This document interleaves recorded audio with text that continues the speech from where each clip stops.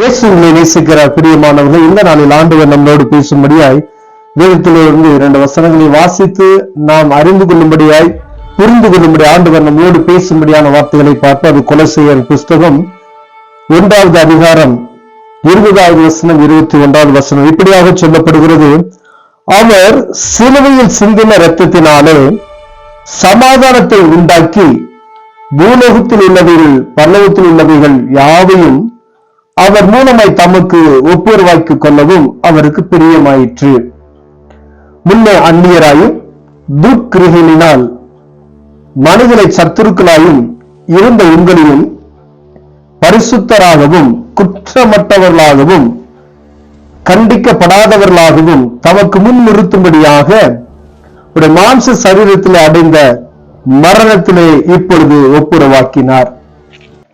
ஆண்டவர் இப்படியாக சொல்லுகிறார், முன்னே அந்நியராயும் துர்க்கிரியையும் இருந்த உங்களையும் என்னையும் பரிசுத்தராகவும் குற்றமற்றவராகவும்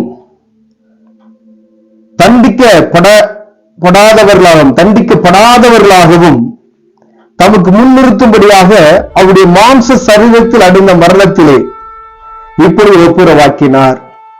ஆண்டவராகிய இயேசு கிறிஸ்து அந்த சிலுவையில நம்மளை ஒப்புரவாக்கினார் என்று சொல்லப்படுகிறது. பிரியமானவர்களே, எப்படிப்பட்ட பாவத்தில் கடந்த நம்மளை ஆண்டவர் அவருடைய சிலுவை பாடுகளின் நிமித்தமாக அவர் சிந்தின இரத்தத்தின் நிமித்தமாக அந்த பரலோகத்துக்கு ஏற்றவைகளை நாம் சிந்திக்கும்படியாய் சமாதானத்தை உண்டு பண்ணுகிற ஒரு ஆக்கினை நமக்கு ஆண்டவருடைய அந்த சரீரத்தினால் அவர் பட்ட எல்லா பாடுகளின் நிமித்தமாக நம்முடைய குற்றங்களை மன்னித்து நம் தண்டிக்கப்படாதபடிக்கு அவர் ஒப்புரவாக்கினார் என்று சொல்லப்படுகிறது. பிரியமானவர்களே, பூலோகத்தில் இருக்கிற அனைத்து மனிதரும் பாவியான மனிதன். இயேசு கிறிஸ்து ஒருவரே பரிசுத்தவான்.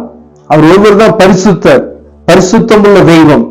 அவர் தன் சொந்த குமாரன் என்று பாராமல் நம்முடைய பாவத்தை போக்கும்படியாக நம்முடைய அக்கிரமத்தை நீக்கும்படியாக தன்னைத்தானே ஒப்பு கொடுத்தார் என்று ஆண்டவர் சொல்லுவார். அந்த சிலுவையில பாருங்க, அவர் சிலுவையில் சிந்தின இரத்தத்தினாலே சமாதானத்தை உண்டாக்கி பூலோகத்தில் உள்ளவைகள் பரலோகத்தில் உள்ளவைகள் யாவையும் அவர் மூலமாய் தமக்கு ஒப்புரவாக்கி கொள்ளவும்.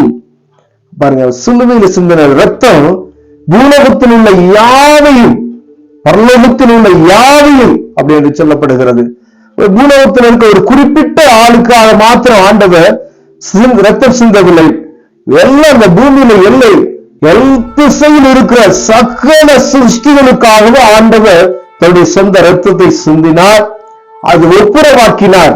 அவருடைய சிலுவையிலே சிந்தின ரத்தம் சகல ஜனங்களுக்கும், ஏதோ ஒரு குறிப்பிட்ட இறந்த மக்களுக்கு அப்படி கிடையாது, எல்லா மக்களுக்கும்.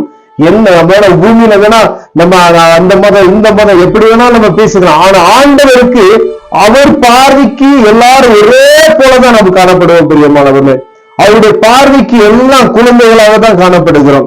அவருடைய ரத்தம் பரிசுத்தமாக்குகிறது. நம்ம சொல்லுகிறது, அவர் சிந்தன ரத்தத்தினாலே நம்மளை ஒப்புரவாக்கி கொண்டார் அப்படின்னு சொல்லி. நாம் தண்டிக்கப்படத்தக்கவர்களாக இருந்தோம். தேவ சமூகத்துக்கு நம்ம நேரம் நம்ம நியாய விசாரிப்புக்கு கடந்து போவோமானால் நம்ம தண்டிக்கப்படுகிறவர்களாக தான் இருப்போம். பாருங்க, குற்றவாளிகளாக தான் நம்ம இருப்போம். நம்ம பரிசுத்தமற்றவர்களா இருந்த நம்மளை பரிசுத்தமாக்கும்படியாய் பாருங்க, நம்மள அவரை போல மாற்றும்படி பரலோகத்தில் இருக்கிறவர்களுக்கும் பூலோகத்தில் இருக்கிறவர்களையும் ஒன்றாக இணைக்கும்படியாய் ஒப்புரவாக்கும்படியாய் ஆண்டவர் நமக்கு கிருபையை தந்திருக்கிறார். பிரியமானவர்களே, எவ்வளவு பெரிய அன்பு பார்த்தீங்களா? அந்த அன்பை நம்ம புரிந்து கொள்கிறது இல்லை. பூமியில் இருக்கிற எல்லா ஜனங்களுக்காகவும் இயேசு கிறிஸ்துவ சிந்தின ரத்தத்தினுடைய மகிமை விளைக்கரையில் கொடுக்கப்பட்டு இருக்கிறது என்பதை நாம் புரிந்து கொள்ளும்படி ஆண்டவர் உங்களோடு என்னோடு பேசிக் கொண்டிருக்கிறார். பிரியமானவரே, அவர் சிலுவையிலே சிந்தின ரத்தம் என்னுடைய பாடுகளை போக்கும்படியா, இந்த உலகத்தில் இருக்கிற எல்லா ஜனங்களுடைய பாடுகளை போக்கும்படியா, அவருடைய குற்றங்களை நீக்கும்படியா, அவருடைய எல்லா பாவங்களை கழுவும்படியா, அவர்களை தன் சொந்த குமாரனை ஏற்றுக்கொள்ளும்படியா அவர் சிந்தின ரத்தம் சுத்திகரித்து நம்ம அவருக்குள்ளாய் ஒன்றிணைக்கப்படுகிறது. பிரியமா, அதை அறிந்து கொள்ளும் வரைக்கும் நம்ம அந்நியராய் காணப்படுவோம். நீ அறிந்து கொண்ட பின்பு அவருடைய பிள்ளையாய் மாறி விடுகிறோம். அவ்வளவுதான். அவர் அதை அறிய வரைக்கும் தான் அறியாதவர்களுக்காகவும் இந்த சுவிசேஷம் எங்கும் பிரசங்கிக்கப்பட்டு வருகிறது.